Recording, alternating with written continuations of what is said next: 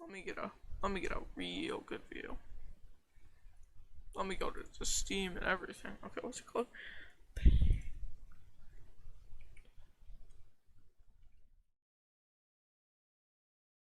Oh man. Oh what? Oh, this is what E3's about.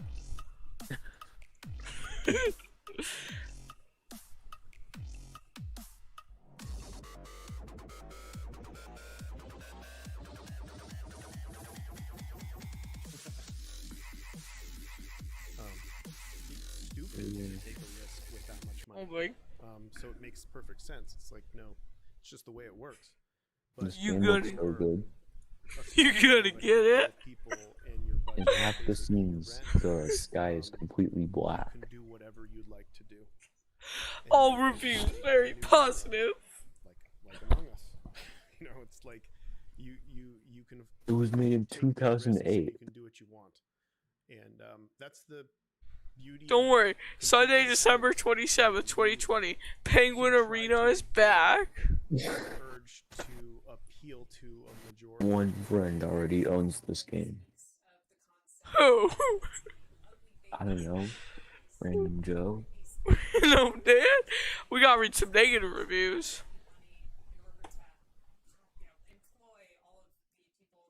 So.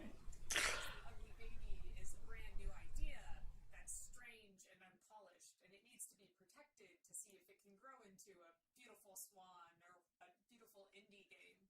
Do you feel like indie studios are particularly good at taking care of ugly babies? And do you have any advice for someone who might What a question. idea of their own and how to Hey, Derek.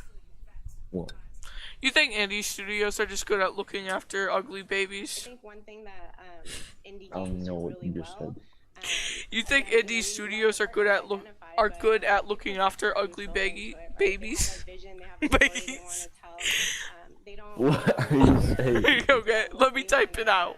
Create they have a vision, and that's what creates a magic. And for Here, let me Nintendo, explain as the long joke, as please. that puts a smile on someone's face, for us, we're really excited about that. For me, recently it was a short hike. I am a mom of two, and I'm super busy all the time and exhausted at the end of the day. And so when I get to put that on and relax and fly around the island, it's cute, adorable characters. And I even shed a tear. I won't spoil it for people, but How do I that's answer that's a great indie that game for me. question? And so I think that's I don't know. Someone at E3 just asked another person that. The developers are extremely passionate about the game. And well. I came from an indie background Why? too. If you didn't I- live, eat, and sleep what you were selling, He said they said that all indie games are like mad when they start, and then they ask that question. That's something that we consider too. Basically, I. I is all about passion. What? It- Damn it. And that's what kind of differentiates it from. Like, indie studios are just good at looking. Right now, what I love about a lot of really good, talented Oh my is goodness. that their motivation isn't driven by money. It's driven by a singular vision they really have had for a long time usually. They just want to make it happen. And it gets so infectious when you hear it that you suddenly get caught up in it and you want to make it happen. And the reality is, no, if people could really hear it all the time, if people could really predict what a hit's going to be, we'd have a lot more hits. We don't. Like, that's just stupid. There's always people in the room that you're not in, you're never at the table, they're saying, well, this isn't going to do X because they're doing some math on it, they're over, under, or whatever they call it, and all these different methods they use. But they're rarely ever right. But the person who has that singular vision for so long, who's thought about it forever, like, how can you pit those people against somebody who's been thinking about this their whole life and just wanting to do it? You really can't. Absolutely. I think storytelling is Oh, I thought it was already 12. Okay. I was like, is this the indie showcase? This is terrible. Okay, it's not 12 yet. They're just discussing.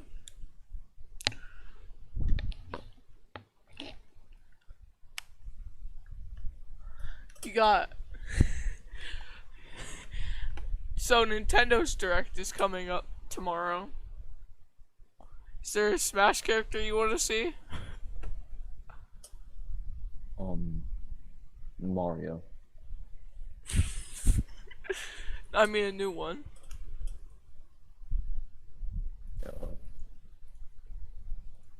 Dream. Alright, I guess I'm hoping for the glow squid personally.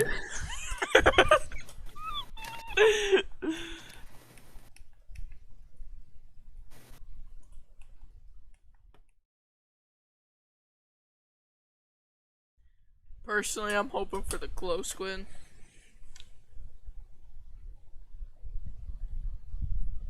No, I'm hoping they add Spelunky guy.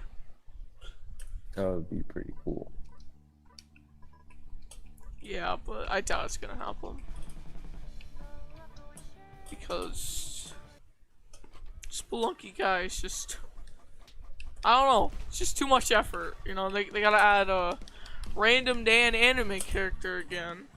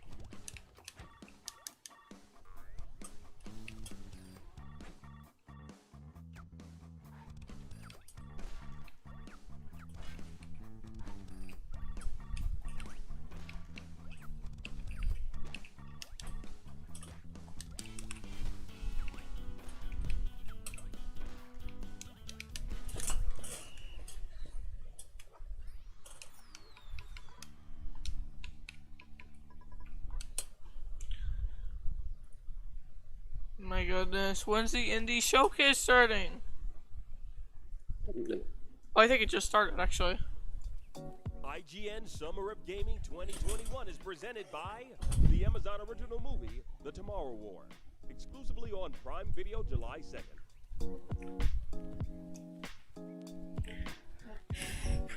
Use the razor stuff. Use the razor chair. Have a good time. You know what I have actually been wanting a razor blade for a very long time. When I used to work at So Derek, I got an interesting story for you. had an option to get a razor for So Windows today I was cleaning off my desk because I felt like it. Macs at all because I'm terrible. Found a Coca-Cola that had some work, that had like some drink in it. Razor blade. Had some drink. It's Did so- you cook it without even looking in it? I got a cup of ice and I poured it in and just down the hatch. It tasted so nasty. I wonder why. I have no idea how long that's been sitting on my desk, but it tasted so bad. It was history.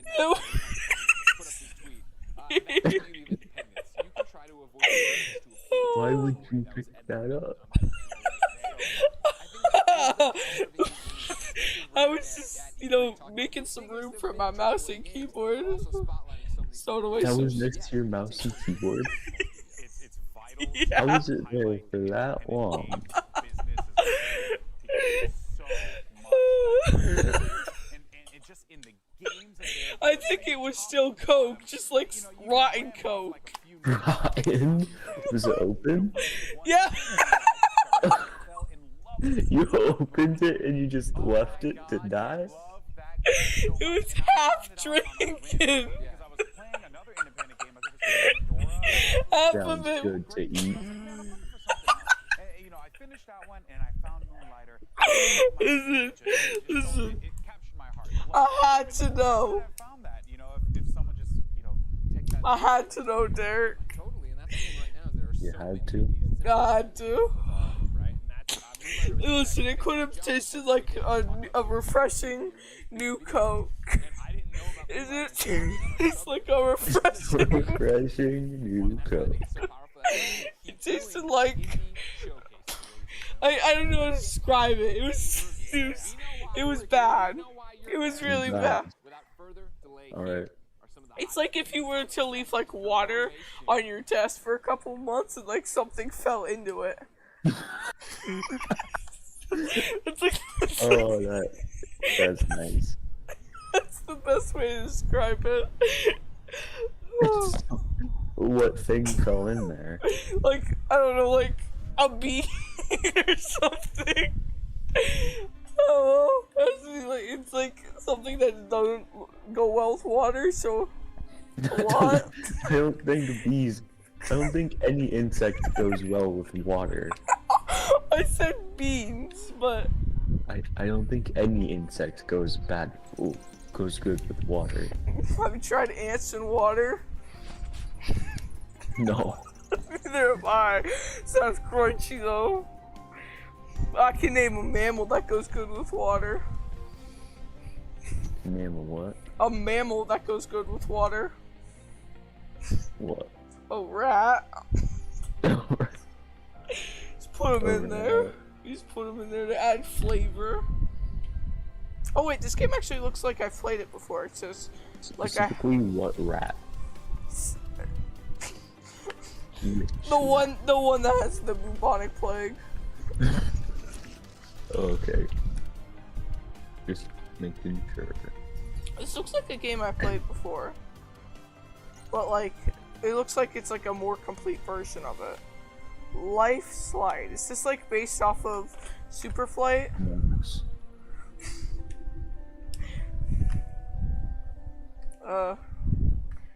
Because it looks a little bit like Superflight, but like less high score based. High school. What is this? This is 2245 or something. I don't know. This actually doesn't like. This game looks okay. It don't look like for me though. If it's not perfect, it's not Bryce's kind of game. I've actually seen a lot of games that looks pretty good. I'm just sick of seeing generic FPSs. Me too. Like Rainbow. And Rainbow. You don't even know And how many Rainbow. you don't even know how many generic FPSs I saw yesterday. You don't even know, alright?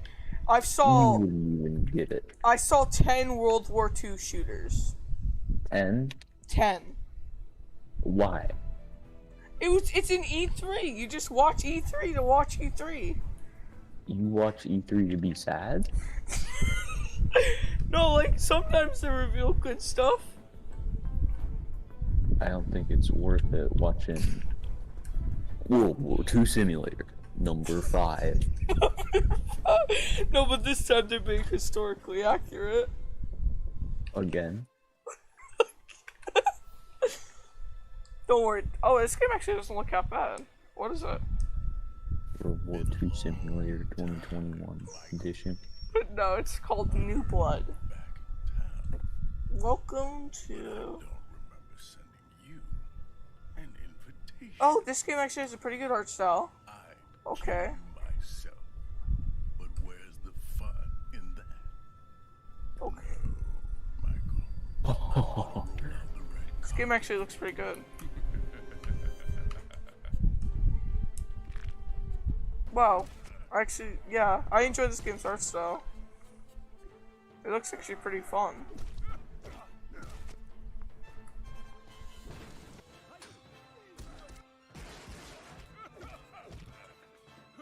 When's this slated for release? Wow, this game actually looks pretty good.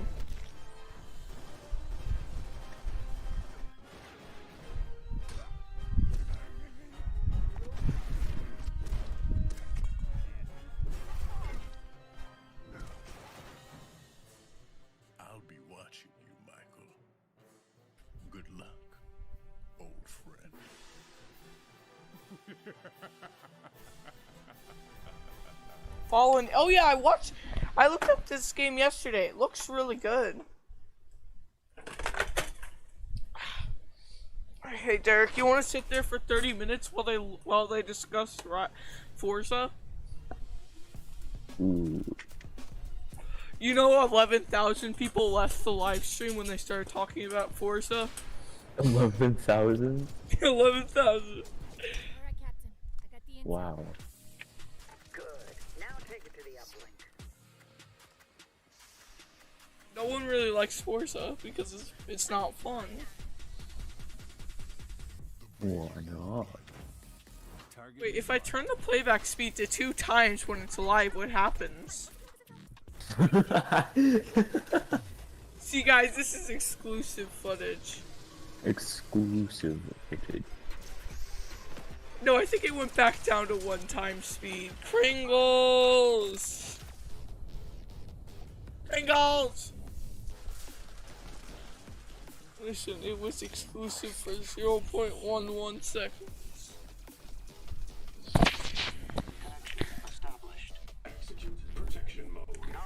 This is a generic oh wait, it's another generic FPS, but for VR. Okay. Is it free? Probably not.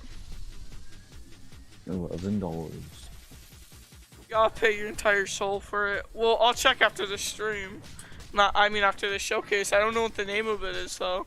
If it's free, I'll play it for sure. If it's free, you'll play any generic shooter. I'll try any generic. It's called Lars Knot. Let's look it up on Steam.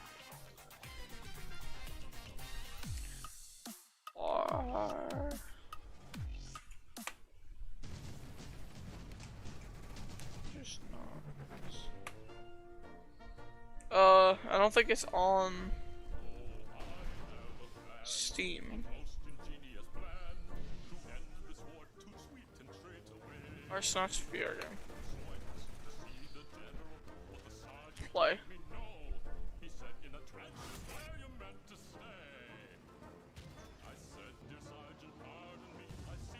Yeah, it's coming to Steam later.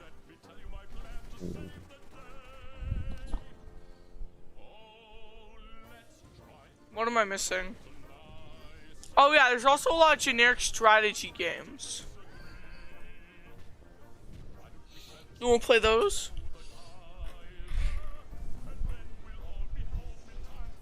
But Derek, hear me out. Derek, hear me out.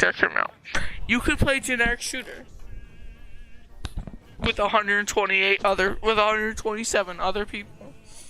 Now, what do you think? Ooh. oh yeah, it's a steal of a price. Let's hear what you think the price is. It's a steal, Derek. A real steal. Real steal. Yeah. How would you think it is? That was tough. Take Infinite. it. It's $50.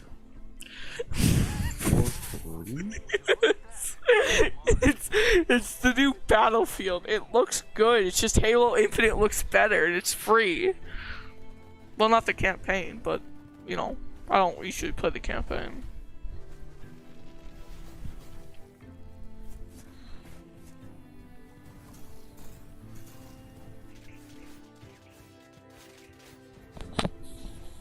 What is this game? This game actually looks not half bad.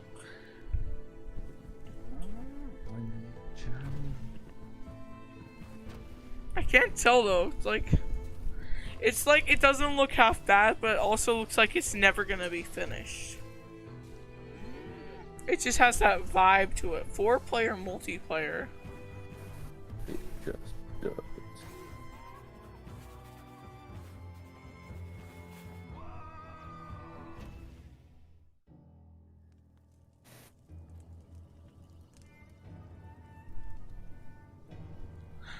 There's this one game, I can't remember, it's like called like B something. B? I don't remember what it's called. It's like Queen Bee or something. It's like No, it's B, like a bee. Game developers are creative, Like a, passionate, and driven. I don't remember what it's Tackle new called. technologies Wait and a overcome second. many challenges in the pursuit of our creative vision. No, I can't see it. I don't think it's IGDN called B. It's is like, our mission to support and empower ah, all game developers around the it's world. like Killer, maybe? Community, mentorship, Killer. research, It's a knowledge, gameplay one. and best practices. There it is! We're Killer here Queen for you Black. when you need it, so you That can game's advance so your career good. while keeping your health. I just haven't gotten it yet. It's one of the like, it's one of the only games I feel like is a good strategy 2D game. And in the future. Here it Is is. it just me, or did this lamp turn pick up a wand? Just a little bit.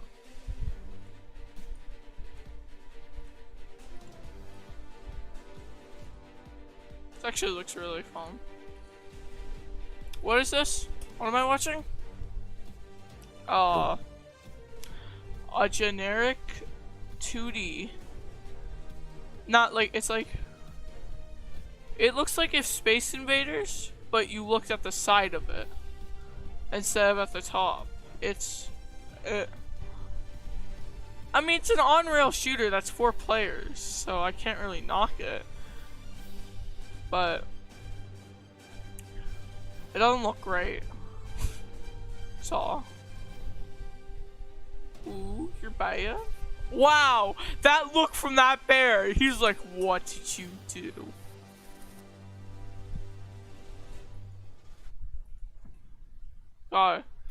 Gotta be using the playback speed of 2, otherwise you're Kringles. Come, you are king. Your guns, your gear, your girt, your wits, hunt, fight, explore, survive, Tustanka. Oh my goodness. I've seen so many of these games. A top-down, like, stealth game. Isn't that a mobile game? Is it? Oh, I'm I not think sure. I've seen you playing it once. Like, Oh, wait. like This? that one mobile game. Oh my goodness, it is kind of like that. Oh, now we're doing Kitty Adventure. Wait. Mario? Oh my gosh, you can switch your view. They did that in Paper Mario, the 3rd one. They did that in every other game ever.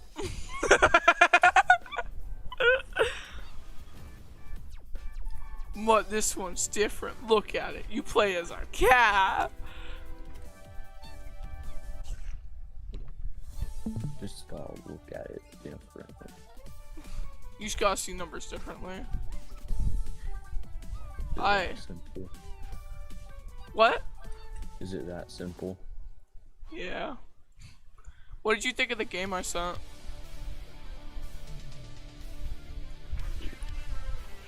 Oh, this. Okay, I like the music to this one. Okay. Take a legendary trip to a distant world to fight for your right to play football.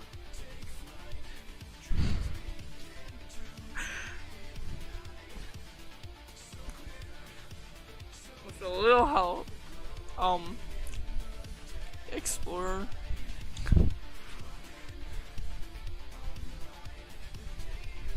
Alright.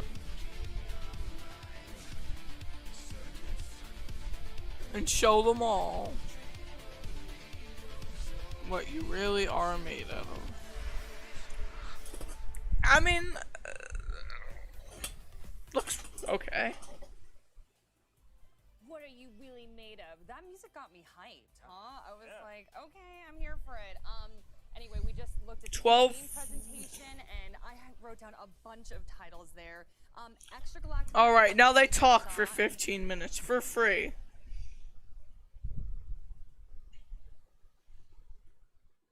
$12.25. There. Game looks pretty cool. I remember wanting it really bad, but just never getting it.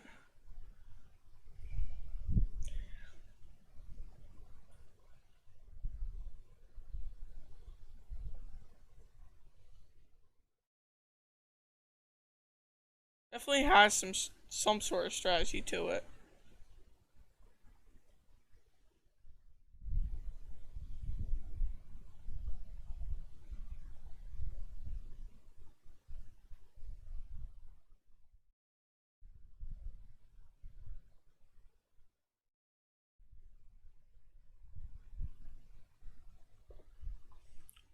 I remember it looking a little different because there's a lot of strategy in that game.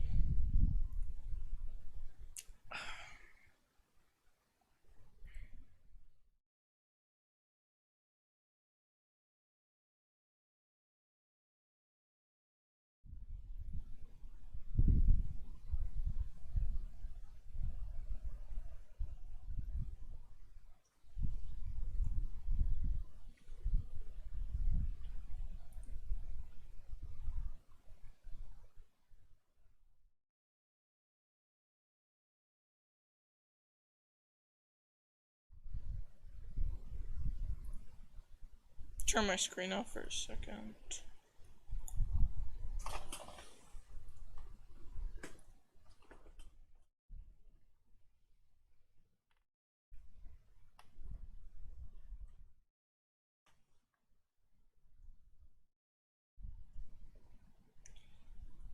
Alright.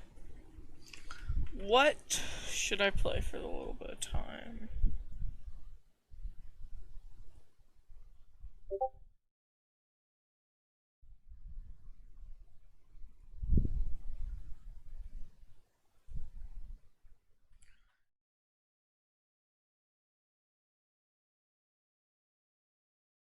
Let's play Super Flight, because that's what the game reminded me of. So, Monster show you. It's missing the executable.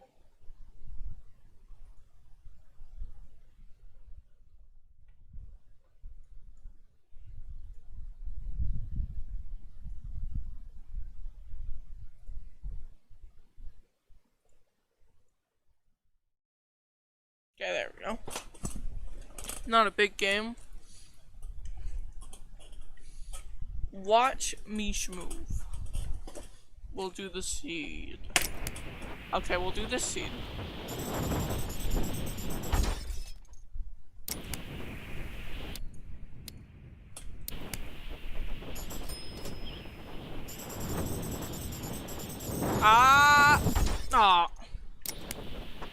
That would have been like the schmoveness.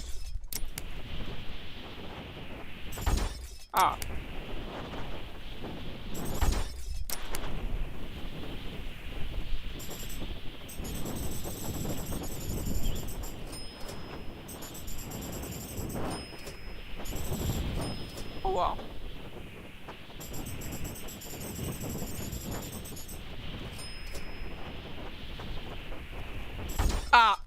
Okay.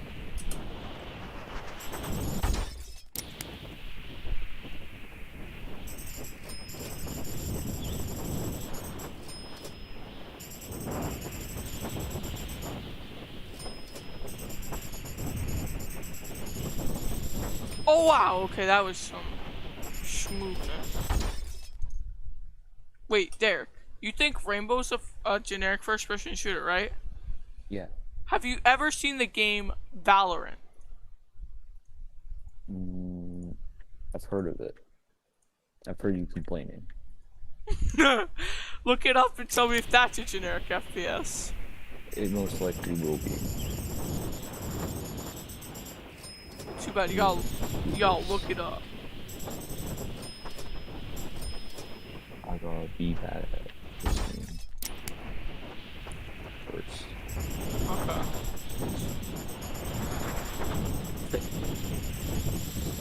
Oh my goodness, that was such a good. You know what was gonna happen. I was gonna die. Anyway. Okay, you know what? Let's do the absolute schmoo. See, when you think you're out of points, you can just go down into the deep void and you're transported to somewhere else where you can get more smoothness points.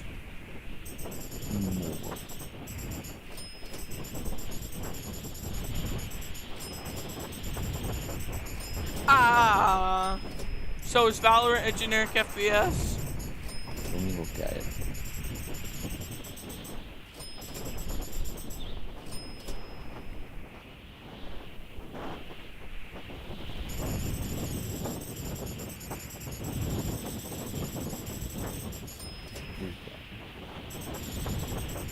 Gameplay trailer.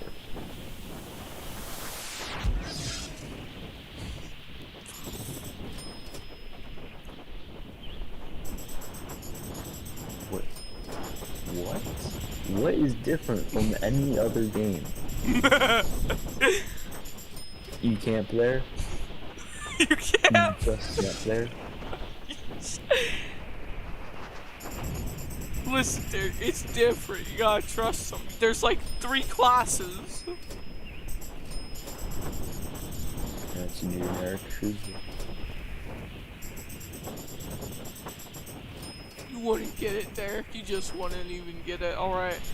I just didn't get it.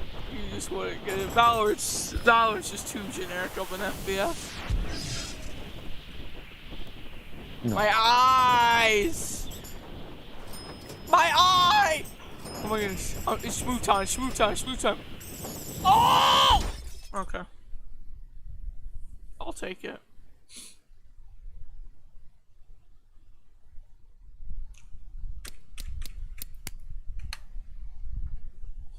Alright.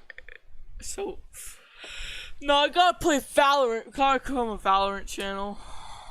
Alright, guys, time to install free Valorant onto your computer. Here's how. Go to steamunlock.com. Type in totally not virus and install that. Just type in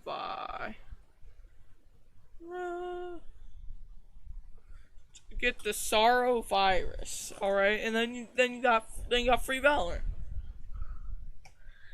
Just like that. Just like that, you know. It wasn't even a challenge. God. Now you gotta get everything off Steam Unlocked, then you can have all the viruses for free. I still want to know how Steam Unlocked is still open to this day.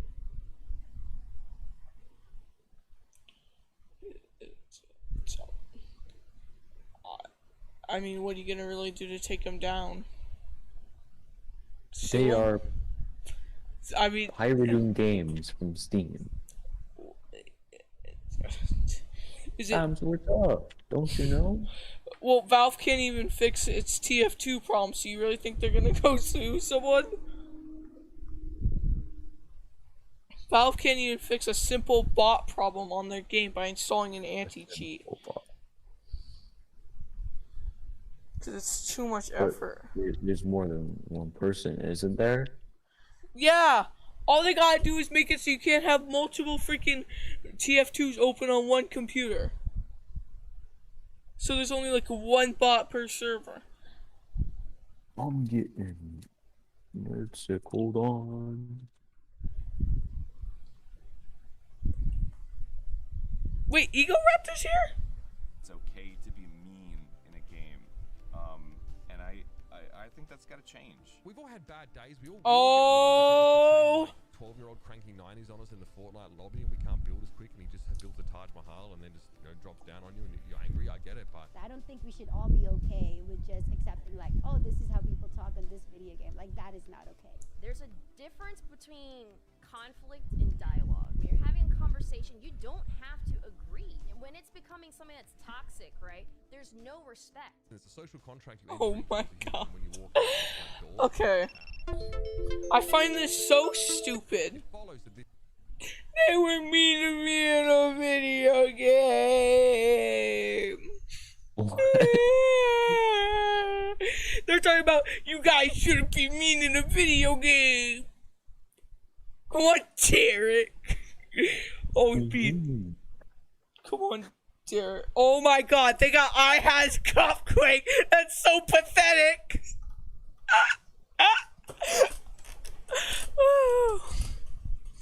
God, I thought Ego Raptor would be cool. No, he's just like. Games are toxic. Halo Infinite, you know the game everyone's excited for? You know what Halo's most known for? You know what Halo's most known for? It's most known for a kid better than you teabagging on you and calling you a poo-poo head. That is Halo's motto. You're not gonna get people not being mean. That's. What's up, everyone? I'm Stella Chung, and in today's fix, Starfield makes a splash at the Xbox and Bethesda showcase. Halo Infinite gets a release window, and Starfield? They showed like a 30-second CGI cutscene. Of Garfield? Of Garfield.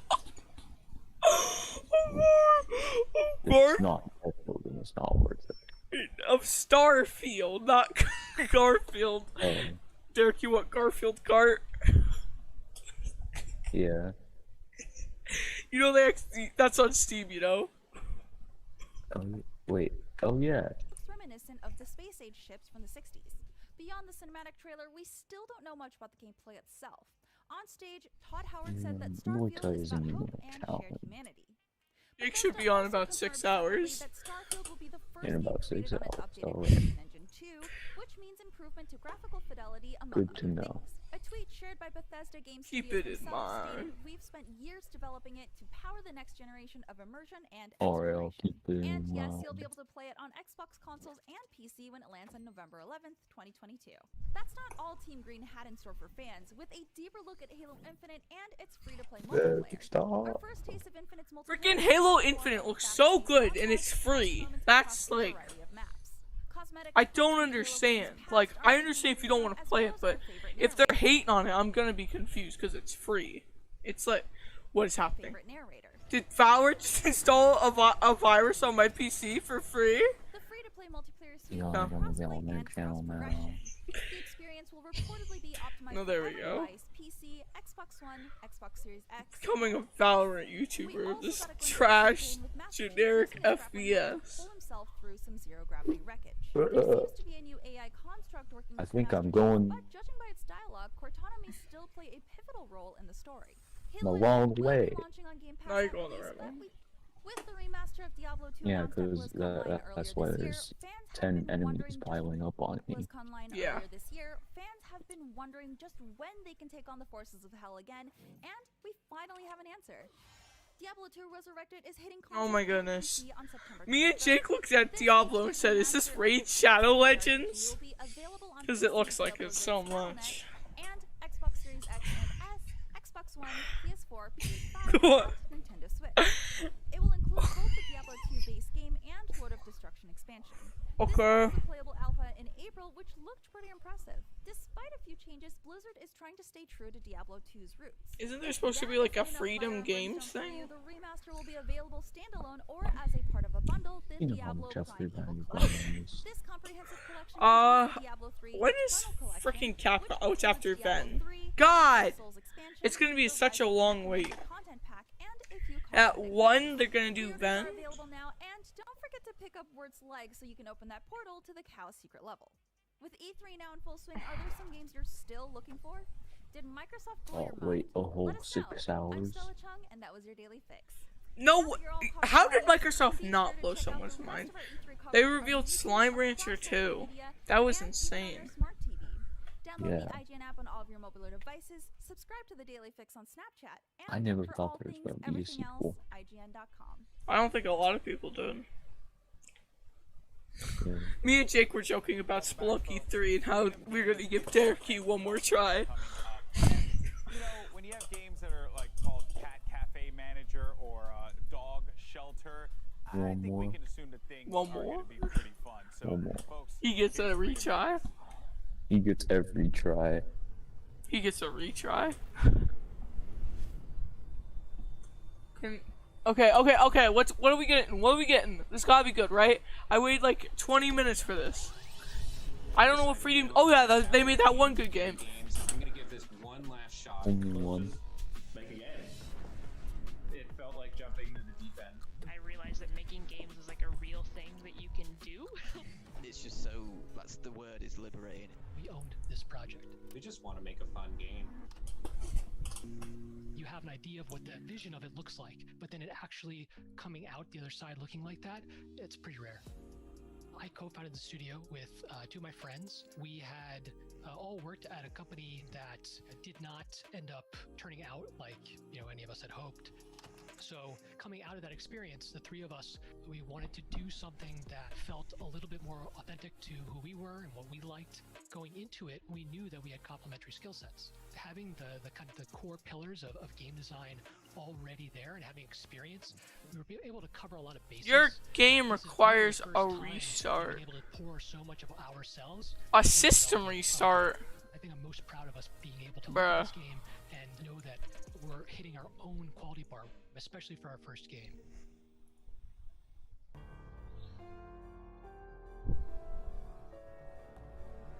Not worth. No. It was for a bit. I might just all install it later. For now, it's E3 time.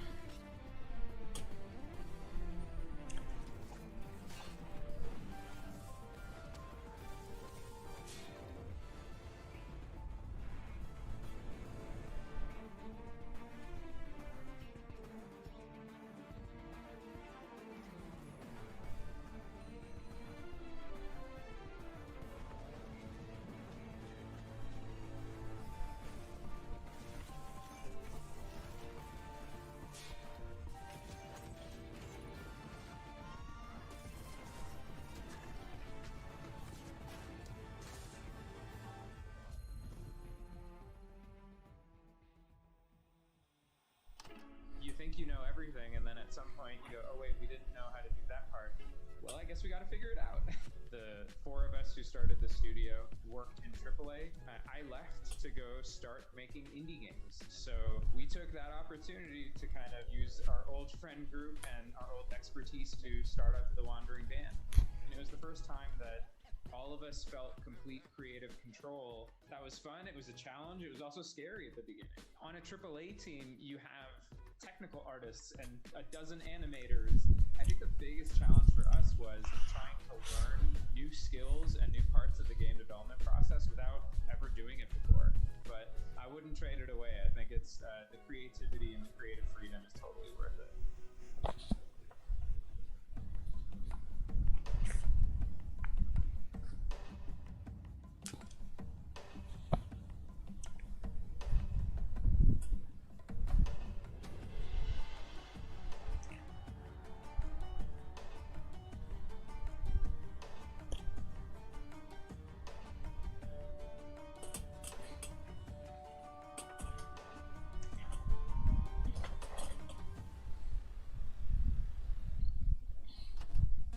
The retro games. These were our favorites, and we tried to combine a lot of different elements from different games and give it a unique touch. A shout out to our community. They helped us translate the demo. They helped us get out the word. The demo has been played over 1 million times. It's just great to get a community like that. They helped us make Cormon what it is.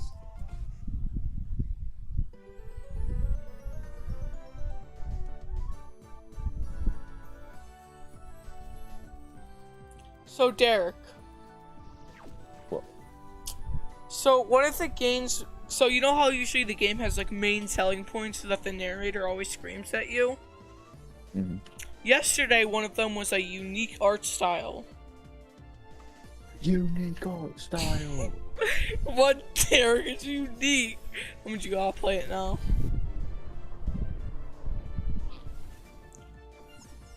I have a deal. Why don't you play? Why don't you play a random generic FPS? Random and generic. Yeah, generic.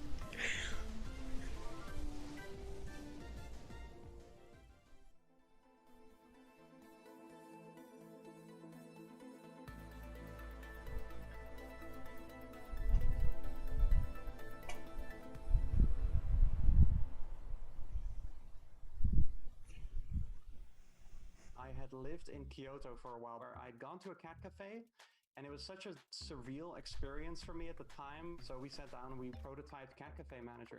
When you're petting a cat, I don't know what it is, like endorphins that are being released, like the good feeling that you get from that, we kind of wanted to put in the game. We live in a time that's like pretty stressful and out of control in a lot of ways. So for us, it's very important that you sort of get a cozy feeling when you get introduced to the game. Just making the cat cafe of your dreams.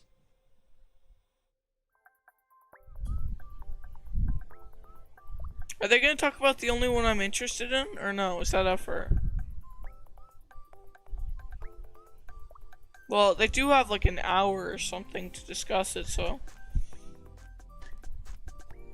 No, because they only have. Yeah, they only have another 26 minutes. Or 24 minutes. 24 minutes to finish. I'm from a really rural town, so is Tanner, the other lead developer on the game. We've been together since middle school, I guess. Are they gonna talk about Slaughter, whatever? Slaughter League, or is that effort?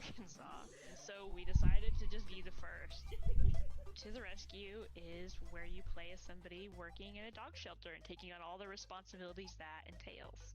People love dogs so much, but this is also about raising awareness, right? It's both of those things. There's diseases that can appear in the shelter. It's dirty, and adopters only want the cutest puppies, and they don't want the old dogs. Essentially, I just want people to walk away with more knowledge about the things we're representing.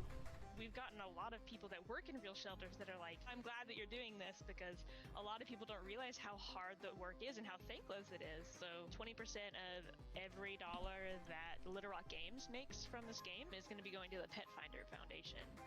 The game is about being hopeful that you can improve your community in some small way.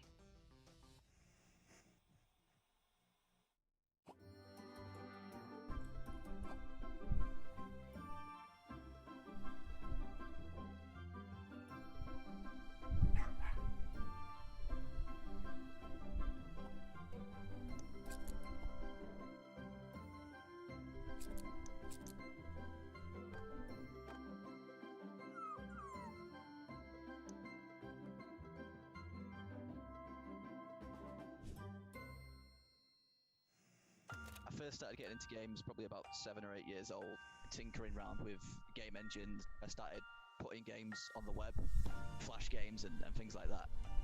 I always liked the idea of really silly deaths, characters getting blown to bits in like a cartoony way. Yeah, it's just the game I actually care about.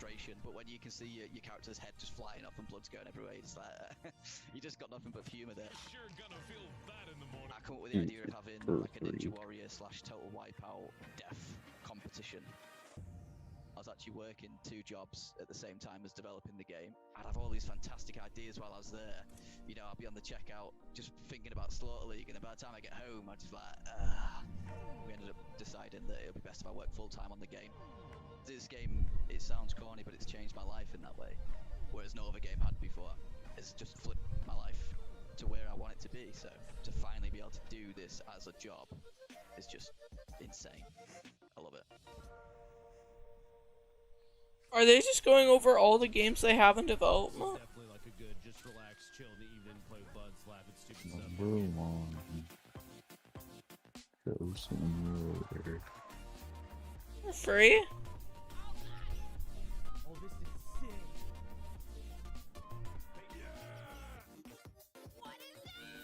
Number 2. Nothing.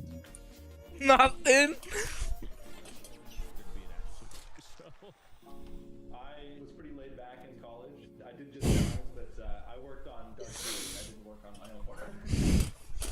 None of us have ever worked on games at all. So for the sit in the dorm room just like, you know, typing, working away. I learned how to code for like a whole week. I just didn't leave my room, didn't eat, didn't do Okay. anything. You know, I almost died. Don't mind it. College yet. To be at E3 is pretty exciting.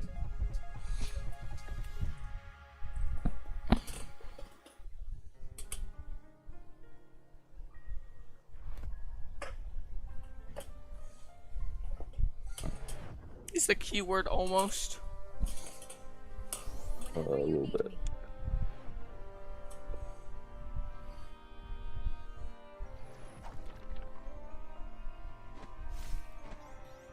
Maybe I should raise my rates. My god. You wanna play the most generic anime game we can find?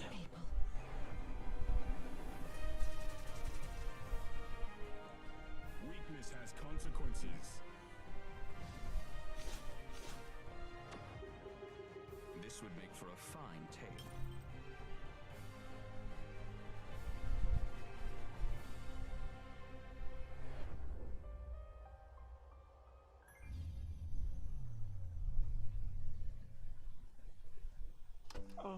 I've always thought that I would be good at making video games. My mom just sent me a picture of a drawing I did when I was like 8, titled My Own Game.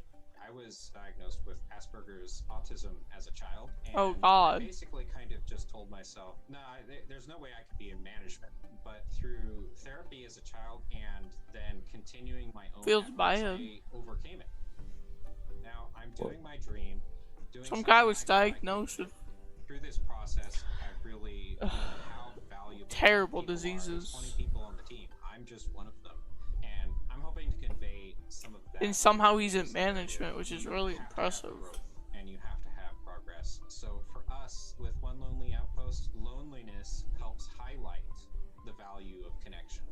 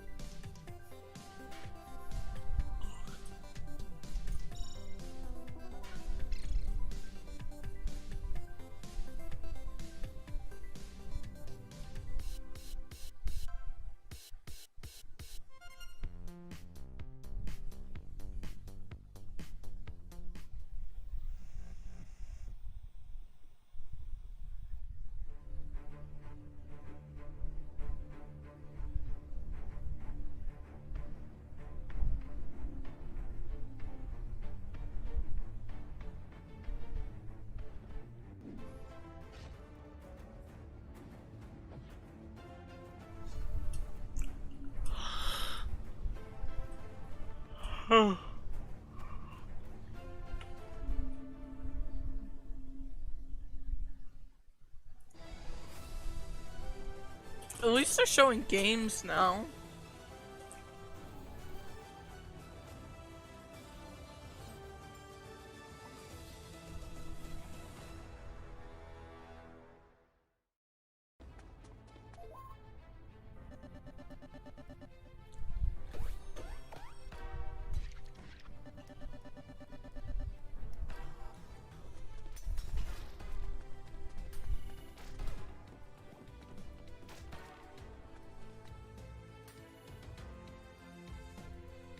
Well, weirder?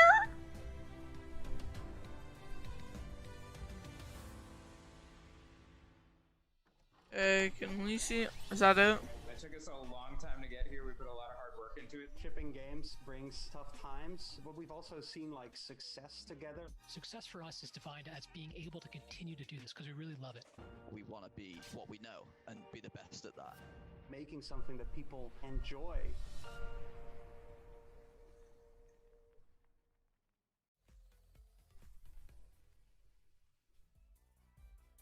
Thank you, Freedom Games, for that showcase. Passionate, diverse, different, unexpected, David. That's what I would call it. Oh my goodness. Now it's time for the talk show. Okay. Part 5. Let me start a timer for 12 58. Still be right before the press conference starts about the new streaming platform. And then it'll be a little bit of a gap. Then Capcom, and then I'll finish with Razer. And then E3 for today is over.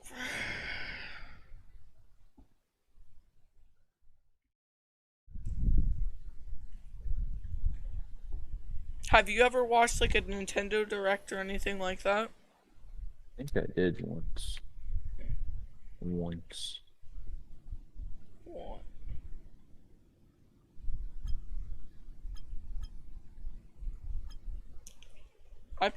I watch a lot of Nintendo Directs. That's kind of what inspired me to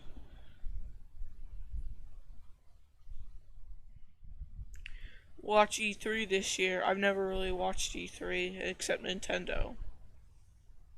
E3, but Nintendo. Well, Nintendo attend E3. It's just that's tomorrow.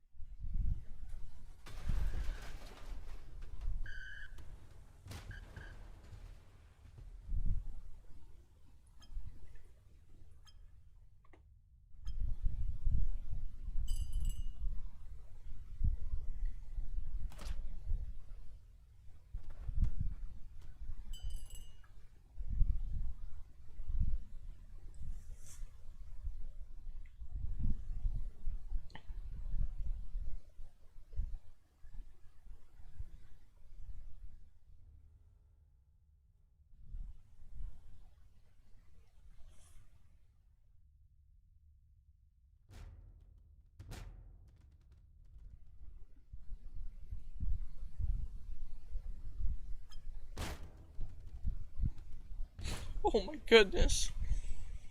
So Derek, you know People Playground, right? Yeah. There's a map called Slant, right? I attached some guy to a chair and flew him down the slant, and he's just been falling ever since. Are you still streaming? Yeah. I will be till the end of E3. So that is at, I would say probably 3:30.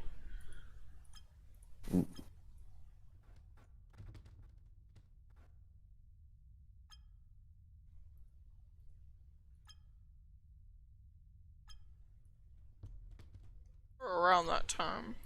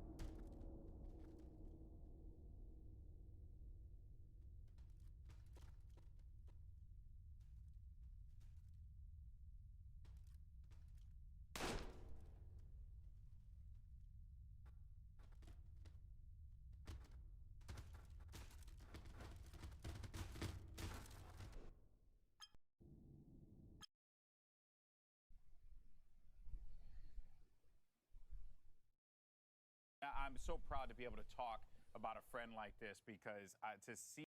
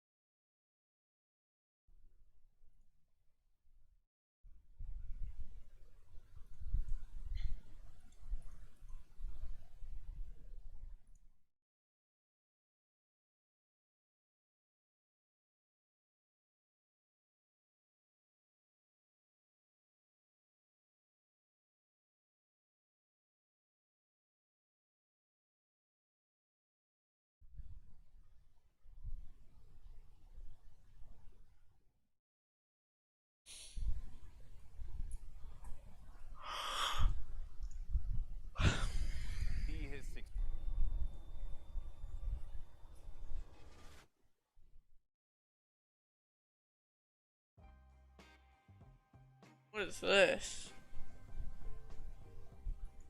My name is Hector Rodriguez, but you might know me as Hex. I know a lot of people in gaming and esports, and I will be bringing them into the studio to share their origin stories. 3 words that best describe you. Optimistic. Introspective. Whoa, you just put me on the spot like that. It's really about cracking the code. And that's the same approach that I had with FaZe Clan, right? It's like, here's this thing that is so special that nobody knows. When I walked into the job, this is sacred space. I am a guest here. I'm here to try and help align things, motivate, set new visions, get more people involved. I didn't start it, I didn't create it. You know, this has to be a very respectful entry into this party. I'm like, yo, what do you want from me? Yeah. We were 3 years in 4 months. Yeah. And people were talking about, yo, why have you won a championship? You know how fucking hard it is to win in League of Legends? Join us on Vent for new episodes, behind the scenes moments, and much, much more. Esports is 1,000% going to contend with traditional sports. Hey Derek, I think I know the most creative first-person shooter of all time. You want to know what the most creative shooter of all time is, Derek? What is it? Fortnite. Fortnite Battle Royale 2020.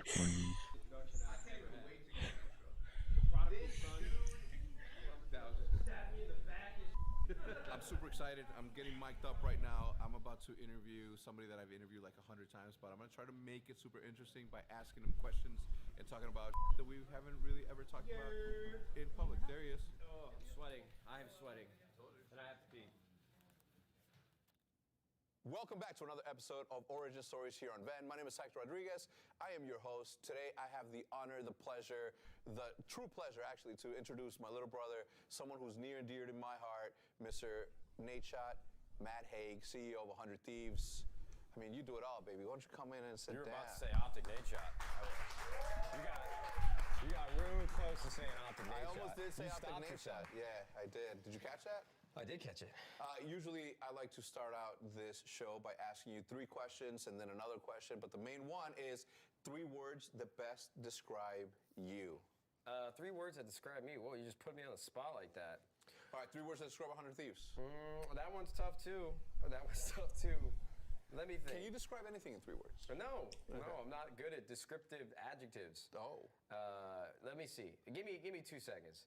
Let me spitball something. Why are they robot voices? I don't like using 3 words because I'm confident in myself and I don't want to sound pompous. You know what I mean? No, you're in good company, babe. I would say goofy, impatient, yes, and.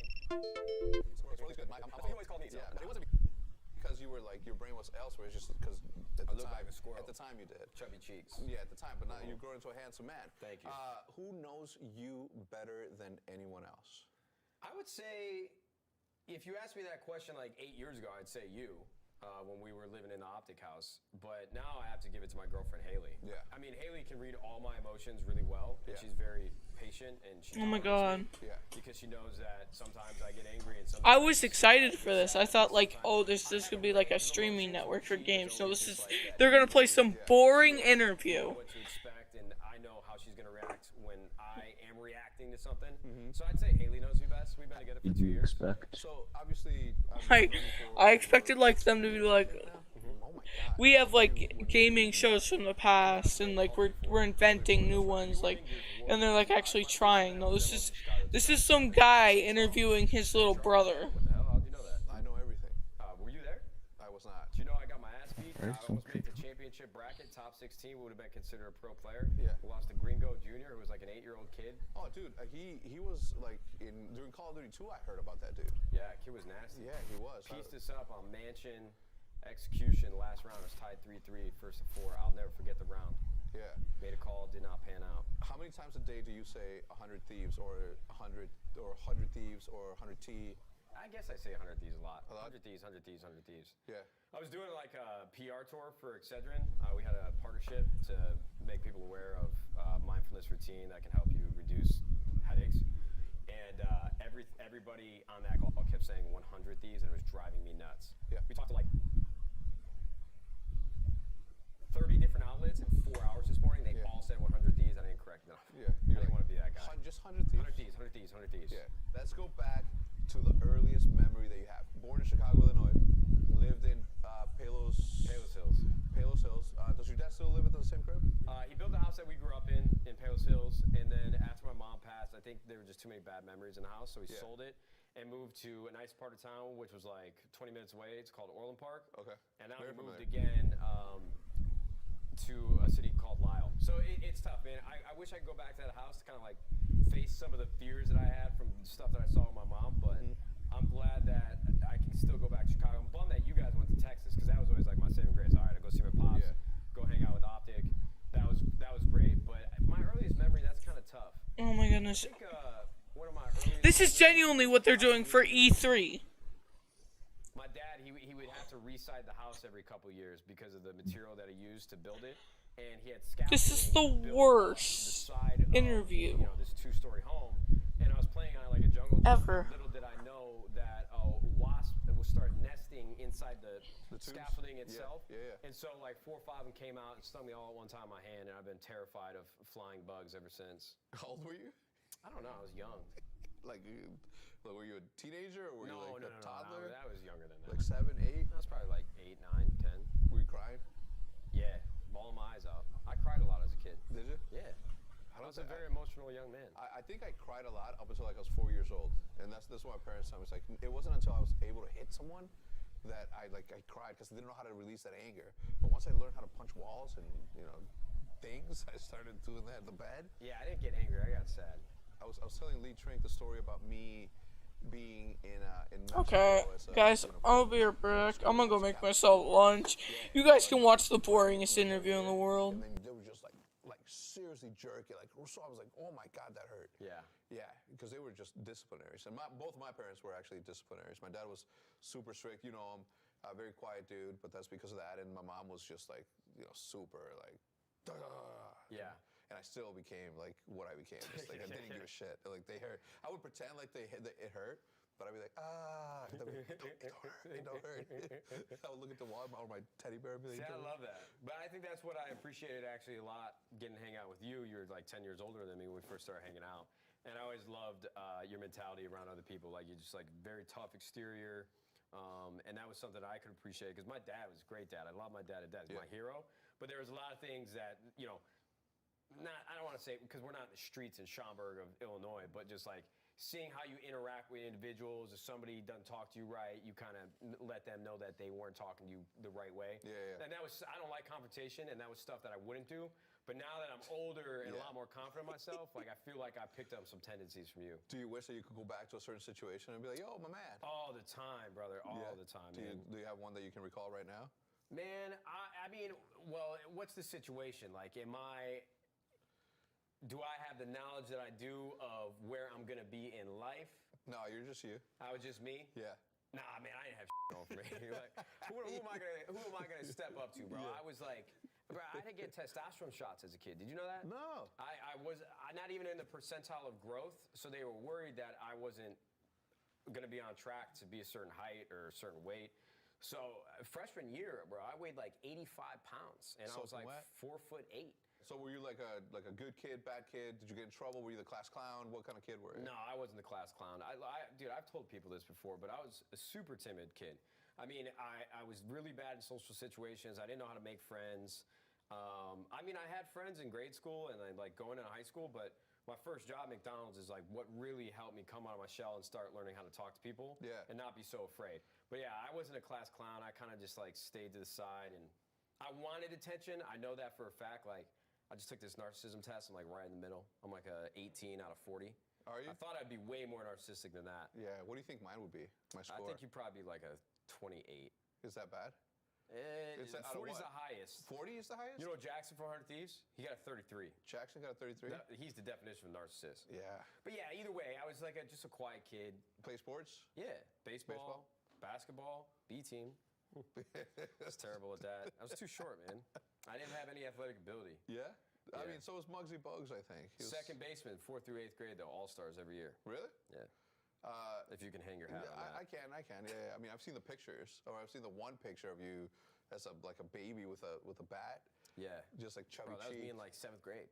No, you were not. Nah, I'm playing. Oh my God. Bro, I I literally thought that was true, and I'm like, man, you had to look like you're like 7. Yeah. I remember clearly, by the way, the first day that I heard your voice when we were playing on Vacant with Diesel and somebody else. You were playing with somebody else. But I remember, and I'm like, damn, this has got a deep-ass voice. No, you go back and watch my old videos, I sound like a... No, I don't know why, but you sounded like, I don't know, you were talking like a grown dude. Must have been the testosterone shots. May have been. I didn't grow this myself. No. But I remember that clearly. When do you think was the first time that we met? Well, I mean, I could tell you the story how you and I met, but I don't know if you want that on camera with Optic Nerve. Yeah, go. Well, so we were one of the better competitive teams in Modern Warfare 2. We won the first 3 major tournaments in Modern Warfare 2. And then Optic reached out to this guy named Optic Nerve, who no longer works there. I mean, he wasn't even working there much longer after I joined. But he basically said, yeah, we're looking for a competitive team right now. We make YouTube videos and we make money off of it. And my mind was blown. I'm like, wait, what? Wait, hold on. Back up. Because I had posted like clips to my YouTube channel of me clutching 1v3s on Crossfire, Search and Destroy, all these old school gameplays from game battles. So when I found out you guys can make money from videos, that's when I don't know why, because I don't think I've ever had that level of motivation for anything in my life besides that. Yeah. As soon as I heard that, it was, let's blow the hinges off this thing and let's go. Yeah. So I got introduced to you. I think I was really scared to talk to you. I think we hopped in a Skype call, and you were kind of an asshole, to be honest. Yeah. You wanted no business talking to me. You were just very short. Yeah. Like, who the is this guy? No, I knew who you were. I just didn't want to have anything to do with you at the time. Yeah. Seriously though, that's what the tough part was. Is that what it felt? Well, because Optic was so tight knit back then. I felt like I had to be in your good graces to really feel a part of it, but I was only close with like Diesel and Predator. Yeah. Predator was the OG. I think that's. I mean, still to this day, I think that's how Optic is, right? Like it's literally the same group of guys since the beginning. The first time somebody meets you, they got to approach you the right way, because if they don't, I think you write them off immediately. Yeah. All right, so let's get back to the origin story. Take me through the competitive years of 2010 through 2012. It's pretty broad, man. Yeah, 2010 is what? Modern Warfare 2? 2010 to 2012, nothing happened. Nothing notable besides, COD XP. Yeah, 2011, COD XP. COD XP, we won that event, $100,000. You just made $100,000. How does that feel? I don't want to work at McDonald's anymore. You guys end up winning, and again, I knew that we were gonna win it. I don't know how, but I remember that the moment that you guys won, I was in the middle of the crowd, and Jericho, Gold Glove, Dr. Disrespect at the time, or Guy, he wasn't in custom, Guy and Bashir Musa, and T Martin were all there. Bash? Yeah, Bash. Yeah. From there, let's jump through 2013, Black Ops 2. Yeah. You're blowing up. For the first time ever, after only sponsoring people in Halo 3, here comes Red Bull. Oh, yeah. So that was really the biggest moment, is I flew out to LA. I was staying at the Gamer Shore House, which was Jericho, Syndicate, and Gold Glove. And I was going out there to sign a contract with Red Bull, part of their athlete program, because I grew up watching Wall Street was sponsored by Red Bull, and to me that seemed like the coolest thing ever. Same. And I sent them a DM when I was still living at my parents' house, like a year prior, like, hey, I'm really interested in Red Bull and working with you guys. Do you have any plans of getting in Call of Duty? That's when I met a guy named Sam Keen, who's still friends with to this day. Great guy. Yeah. And they flew me out later that year, 2012, signed the contract. And when I got back, that's when Black Ops 2 and live streaming, it seemed as if every day after I returned from LA with the Red Bull hat on, it was 1,000 viewers, 2,000 viewers, 3,000 viewers, just climbing and climbing and climbing. That was when I caught my break. Yeah. All right, so walk me through your decision to, one, retire, and then ultimately leave Optic. Yeah, I was going back and forth to LA, and Fwiz, who's the head of gaming at YouTube, who you and I are both really, really close with, one of our best friends, he was always convincing me, or trying to convince me, to spend some time in LA. Good news, it's still the boringest interview in the world. Yeah, I mean, look, dude, when you think you're in love, and it kind of clouds your judgment, and all I want to do is get out to LA and start that next chapter of my life. But it came with a heavy heart because I didn't want to leave Optic or the house because I was having so much fun. I think I'm in the best run I've ever had in 22. Nice. Yeah, Yeah, I'm not the same person. I have begun that. I'll probably do it again. But I'm upset that I cut off that part of my life so soon. Because I love the Optic House and I love living around you and hanging out. And I thought that's what I was going to be doing for the rest of my life. I thought we had something special that nothing could ever alter, and we're going to take over the world of gaming. And Optic has done it respectively. I'm trying to do it with 100 Thieves. But yeah, I definitely have regrets of leaving at that time in my life when I did. Yeah. Because I moved out to LA, started living on my own, and felt like I was on an island. I mean, I was in a house living with all my best friends. Yeah. And now I'm in LA alone, trying to find my way. You know what's crazy is that when back in Chicago with us, you brought up the whole streetwear thing to me. So walk me through your decision to finally pull the trigger on doing something that you have been talking about for years. I was sitting on my couch, depressed as just watching like reruns of Friends for the first time. I'm not even kidding, man. It was a really dark point in my life just because I wasn't happy with what I was doing, and I just felt isolated, even though I had money. And so I was trying to come up with something that I could get excited about again. And I've always wanted to start an apparel brand. And even then, I don't even think I knew what my style was or what my style would turn into. But I knew that if I created something that I really loved, everything else would follow. Yeah. So I was just trying to come up with words that play on each other that sound really cool. Yeah. If I'm being totally candid, that's really all it was. Like, Thieves popped up into my head. I don't remember why, but I always thought the idea, maybe I was playing Skyrim a lot. I don't know. Thieves Guild. Thieves. Like, Thieves by itself, definitely can't get the trademark for that. It wouldn't be that original. Like, how can I add something on top to make it sound fun? And I've always been one that wanted to make money. Of course. So I always thought about, like, the $100 bill is one thing that you hear everywhere. You see it everywhere, pop culture, hip hop. So I was like, man, this kind of rolls off the tongue. 100 Thieves. And I want to go back and get my old phone because I still have it. Yeah. Send in the first text about, hey, what do you think of this? 100 Thieves. What did you send that text with? I think I sent it to my ex-girlfriend at the time. Yeah. First time that you're in the room with them, what are your feelings? She flew me out to NBA Finals, and it was surreal. It was Cleveland versus the Warriors. What is that? San Francisco. And I sat in this room with Dan in a boardroom at the hotel the team was staying at. So I was seeing all the players. Doesn't walk take around. damage, all right. Dan had like 4 people on his side, opening doors for him. He just looked like money. And we started going through the pitch, started talking about it. And to be honest with you, I was nervous at first, but then once we started talking about gaming, it's my wheelhouse. So I was just firing from all cylinders. Connections were being made in my mind. It was somehow limitless. Bradley Osenberg. Sorry. I didn't look as good. So I started pitching 100 Thieves off this deck that Blake masterfully built. And he sat there with me for an hour. And Blake actually told me he never really sits in a room with anybody longer than 30 minutes. And he got on a helicopter directly after and went and had dinner with Steve Jobs' wife. Really? Yeah. All right, so Dan Gilbert makes this massive investment. How does the Drake situation happen? Obviously with massive investment. How does the Drake situation happen? Obviously with Scooter Braun. Scooter Braun, such a good name, good basketball player right here. Scooter's a legend. Man, that story's funny. So I get introduced to Scooter by this marketing venture who basically said, yeah, I know Scooter really well. You guys should come take a meeting. And this was when we were raising our Series A. So Dan Gilbert did our seed series of Series A. We were trying to raise like $10 million. So this guy, after hearing our pitch, introduced us to Scooter. And he takes me to Scooter's office. And this dude's literally on the phone with Justin Bieber as I walk in.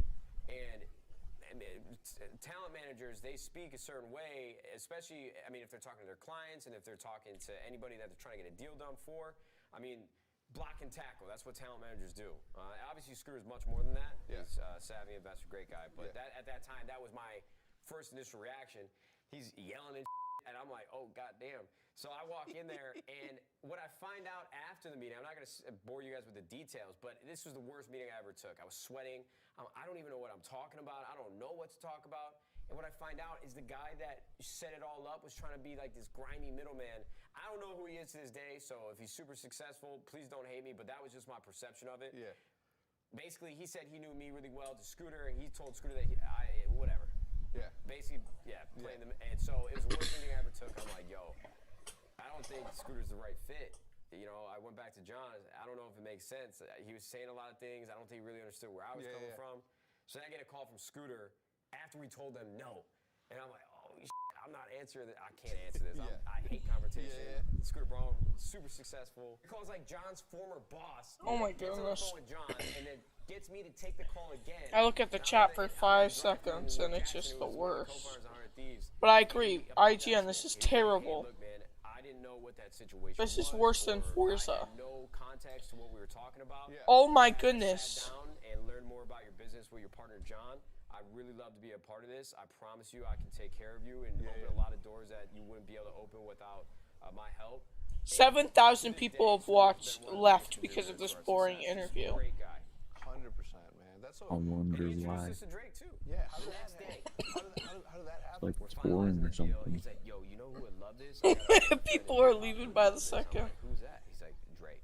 Oh no, they're coming back now. Manager Future in the room with us in our tiny 400 square foot bedroom, which was our office for our leadership team.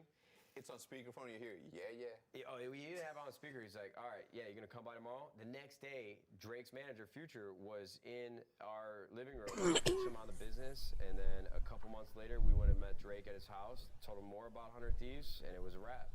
Damn. That when you dropped that picture, I was just like, I mean, I knew about it already, but everyone's reaction was just like so iconic. Yeah, I mean, it's so tough too because Drake was on tour at that time, so we took a lot of we tried really hard to get in front of him. I mean, he's busy. He doesn't know me that well. He just knows a little bit about the business. He loves gaming. Yeah. I mean, I'd be lying to you if I told you we were really close because we're not. You know, we've spoken over DMs a couple times over the years. But him and Future both still contribute from like a creative level. Our board meetings like 4 times a year. But I was just honored and just over the moon with the fact that he fucked with 100 Thieves just a sliver, just enough to be like, all right, I'm gonna throw some cash at this. And it was a good amount of money, and I met with him twice. It was awesome, man.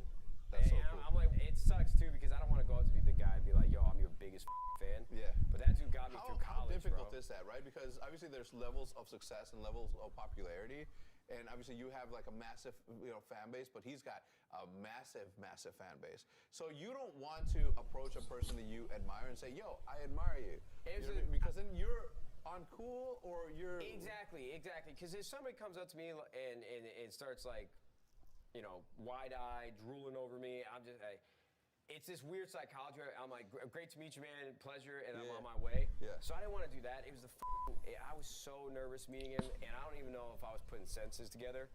And it's tough too, like I said, because his soundtrack reminds me of so many things. Yeah.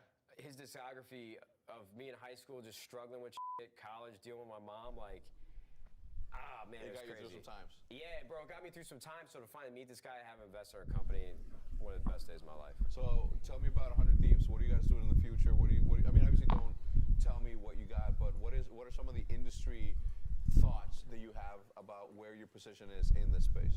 Yeah, so I think what's really important for us is just to continue to push the boundaries of what it means to be an entertainment company in gaming. I feel as if there is a lot of narrow-mindedness in esports because if you do anything other than competition, which teams haven't traditionally done, or that's always what they've done, is just compete. Yeah. There's this negative connotation and stigma around your brand. And so people give us a hard time about slinging apparel and making videos with creators. Yeah. But now everybody's trying to do it. Yeah. And obviously we started that with Optic, and FaZe Clan did it really, really well before too. So that was the model. Like, let's go do this as well as we can and build something special. What's worse about the space right now is that they get mad at you, at me, at FaZe, and they just get mad at the fact that they're not just a sports team. Everybody's out here trying to be the Cowboys, but nobody's thinking, I want to be the Cowboys, I want to be HBO, and I also want to be Supreme. Yeah, you can't afford to be the Cowboys in esports. The business model doesn't work yet. I mean, I might one day, but I respect a lot of people that work in esports. I mean, I don't mean to sound like I'm on my high horse. Yeah. I mean, you and I feel like with a lot of the teams that give us grief, besides maybe 1 or 2 outliers, they were really coming up on League of Legends and Counter-Strike where we came up in console and we were always doing content differently. Yeah. And so I feel like us coming in, I hope they understand that the majority of people that I've seen or work with, I do have respect for. Yeah. But I'm proud of the business that we've built, and I'm never going to be apologetic for creating something that has become a really great business. I mean, we're going to be making some announcements at the end of the year. I think the industry is going to turn their head. Yeah, you should, and you should be proud of that. More importantly, any single time that somebody tells you that you're only a hoodie and you haven't won any championships, just remind them the amount of championships that you won at Optic. Well, and then we won multiple championships on our teams. That's what I'm saying. We won 2 majors of Call of Duty. We won multiple Fortnite tournaments. I mean, people might not count those or whatever that might case may be. Won this Valorant tournament, First Strike, a major right there. We've only been around for 4 years. Yeah. We're not even 4. We were 3 years in 4 months. Yeah. And people are talking about, yo, why have you won a championship? You know how hard it is to win in League of Legends? When I got these teams spending $8 million on a roster in a year? Yeah. Bro, they can't, and that's not even including buyouts. I'm like, yo, what do you want from me? Yeah. What do you want? Like, truly, what do you want? Yeah, you're actually I feel like Ryan Gosling in The Notebook. Hold on, keep the cameras going because I'm going to keep going. You guys don't understand. I mean, Hector understands. You don't understand how hard it is to win in esports. You come in, and we came in January of 2018. Player contracts and relationships with the owners and the talent managers and the agencies already exist. Yeah. We had to come in and do right by our first couple players to build relationships with other players. And then get into the Counter-Strike, we had bad luck in 2018 with the Brazilian roster. Things didn't pan out. That would have been like a top 5 team on paper. We had a great Counter-Strike team for a little bit. We came in Call of Duty, won championships. League of Legends, if you're not spending the most money, you ain't gonna win. It's crazy. Yeah. So people give us a hard time about not winning, but we've won, and it's only been 3 years. Every other team's been around for 10 years. 10, 15 years. 10 years. Yeah. Can you give me a break? Yeah. Cut me some slack, Can man. you give you a break is a real no, question, gets me man. riled up. Yeah, I couldn't tell. We try so hard to win. It's not easy. Yeah. No, I get it, man. Look, you're preaching to the choir. Secondly, I don't like that you feel like you need to explain yourself to anyone. You are who you are. You've done what you've done. Numbers speak for themselves. Anybody that has any sort of issue needs to look inwards, look at their bottom line on that spreadsheet, and say whether or not they're making money on that and how much is going out the window. And if it doesn't look anything like the way that we've been doing it for the longest time, where we are very concentrated on the fact that this is a business and money needs to be made, they're playing the wrong game because they're spending other people's money. And it's so easy, but when you're the one putting your ass on the line with all that cash, investing your personal $300,000 into your team that isn't even a team, where's the respect? Yeah, bro. Where is the respect? You know what? On that, I think that is the perfect place to end it. I want to thank you. I'm sorry. These people are gonna hate us even more. It sound like we're in our own little echo chamber. I'd like to say, if this part still makes it in, I have a ton of respect for the other teams, but I am jaded in a sense with just the things people say and the perspective that they have of what we're doing. I mean, these teams that will come spew out ignorance on their timelines about what our business is, they should be excited that there's another team that's coming in and reinventing and creating new revenue streams for them. For them to take a guide off of. The first team that exits in a big public way, it's a trickle-down effect. Yeah. I want FaZe to be worth $1 billion. Yeah. I want Optic to be worth $1 billion. I want Team Liquid G2. I hope one of y'all sells for $1 billion. Please! No, that's so I'm begging y'all, man. Yeah, no, I'm telling you, I hate when you sort of have to.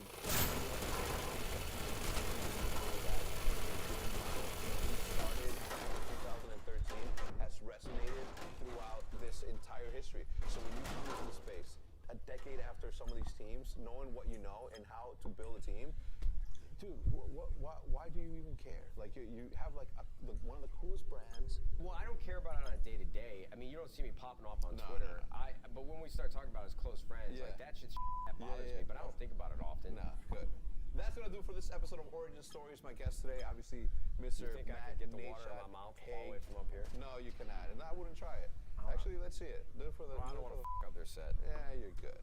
Anyway, we'll see you guys next time. Look at your face. Yeah, delete that. This one's better. Oh my god. Yes. No. Weighted nade shots. No, I get it. Wait, explain it? Let's have a camera right here. So we're going to use this camera right here. Okay. Hat on, hat off, whatever you prefer. Yo, Bill's always slacking. He didn't do shit.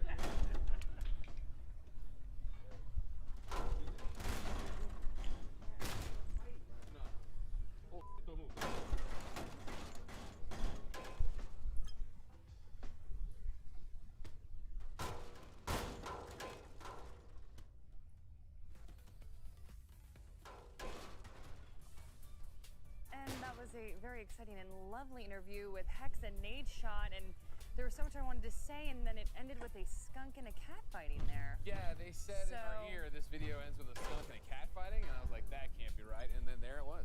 Yeah. There it was. Ven. I didn't know what was going to happen. I was like, are they going to both get into furry costumes and we're going to see like a fight like that? And then, no, it was just in the alley. So there you go.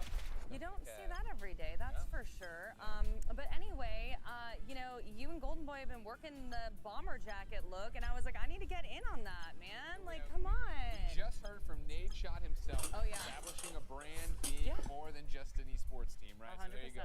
Go be part of the E3 esports team, ladies and gentlemen. Of course, you can go to e3expo.com/shop and get all your E3 merch. I'd also like to say, as a woman who is 6'2", and Greg Miller can probably appreciate this as well, sleeve length.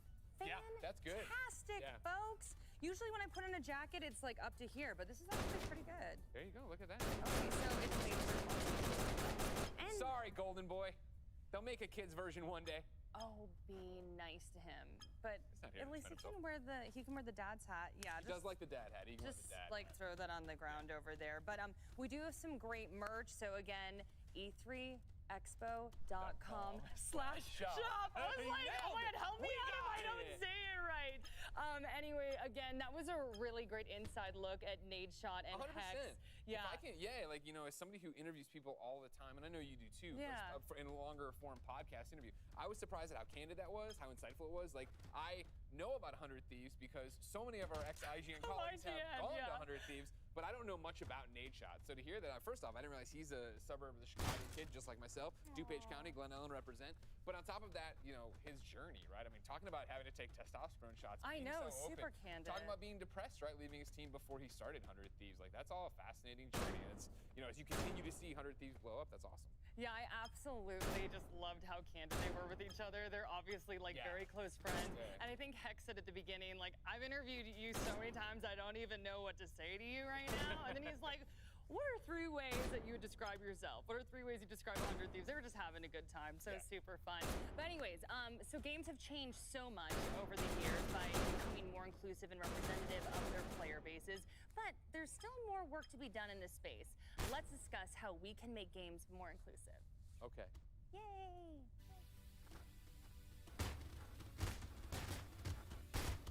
I think that representation is really one of the biggest things that the gaming industry needs to tackle. The more diversity we have in the industry, the more voices we have, and that is how you grow something. There's no one type of gamer. There's no one type of gamer that looks the same either. Bringing in people from different backgrounds makes the place generally more interesting. Like, I have no problem like stepping into the shoes of, you know, of Nathan Drake or like some other like, you know, white male protagonist. But, you know, just realizing eventually, like, wait a minute, nobody's being asked to step into my shoes. What's up with that? I want you to be able, when you pick up most games, that you see yourself in some way.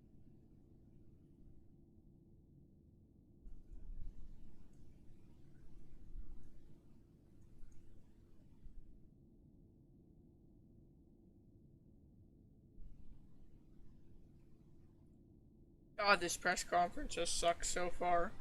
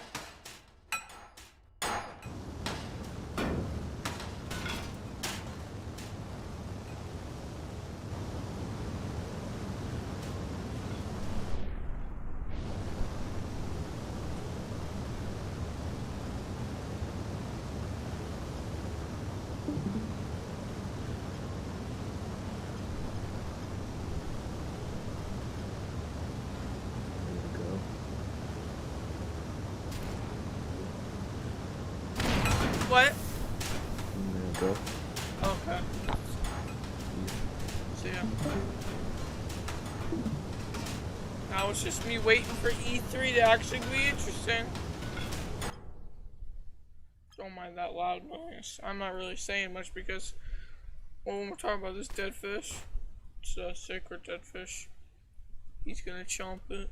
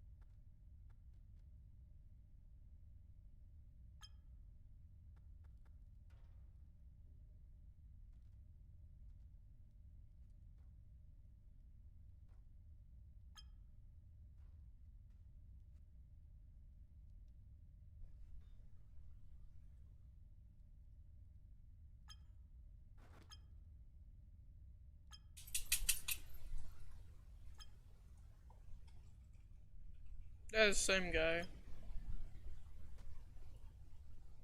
Flame Punch in that Metro Cop. That's why the heads got replaced.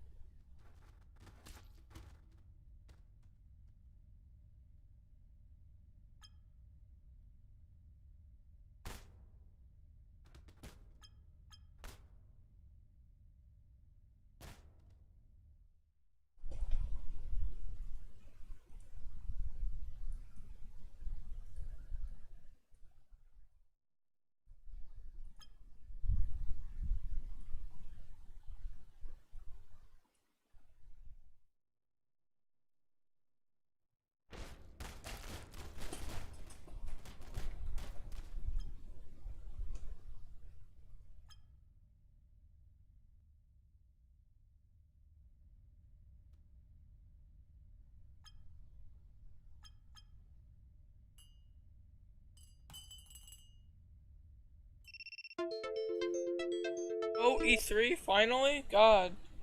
Have grave implications across the universe, and every good Marvel story is a sense of responsibility. There's Power and another responsibility. PC And if gaming we show. cause this to happen, we must solve it. And the rest of the universe looks at him and says, you know, a talking raccoon, a tree, you're gonna solve this?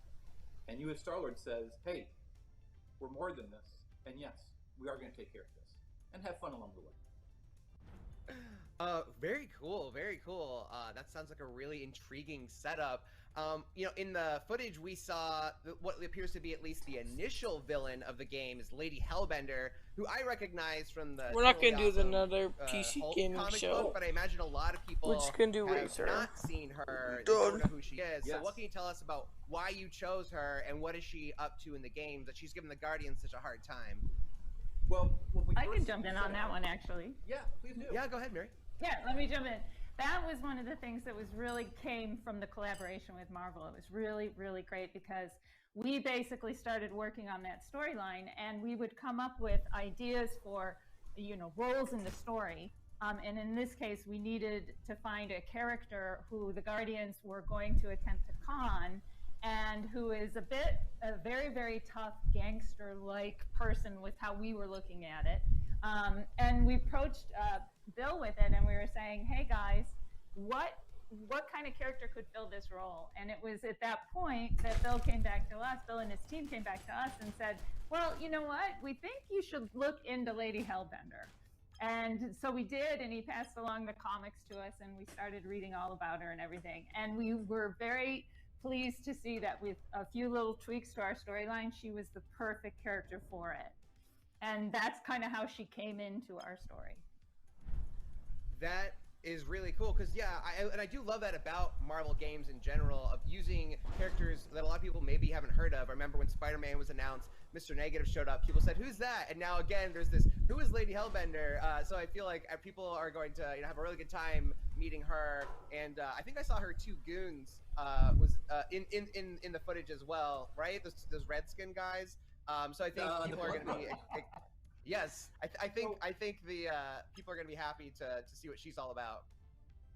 And again, that's why the team is so smart. We just, we give them all the ingredients. We say, oh, you want to make a Guardians game? Here's all these books. Here's all these comics. You do a deep dive into it, and you come back and tell us what catches your eye. And in that way, as you said, we can have characters that people know very well, and then we can sort of introduce characters to the world. And what that does is it just opens it up. And again, it makes characters, and JF and Mary did it, they cherry-picked characters from throughout the Guardians timeline and mixed it all together in a way that no other medium has done before. And so they're going to tell a story that is familiar, but also very surprising, and because of this mix and little tweaks here and there they made, even the most die-hard Guardians fan isn't going to know where the story is going. That sounds very cool. That's actually all the time we have for now, but thank you so much for talking to me about the Guardians of the Galaxy game. It looks really cool. I can't wait to play it. And for everyone at home, it's coming out on October 26th this year, which is very soon. And stick around for more. Thank you. Thanks for the time, Josh. Thank you, true believers. We hope you love Guardians of the Galaxy.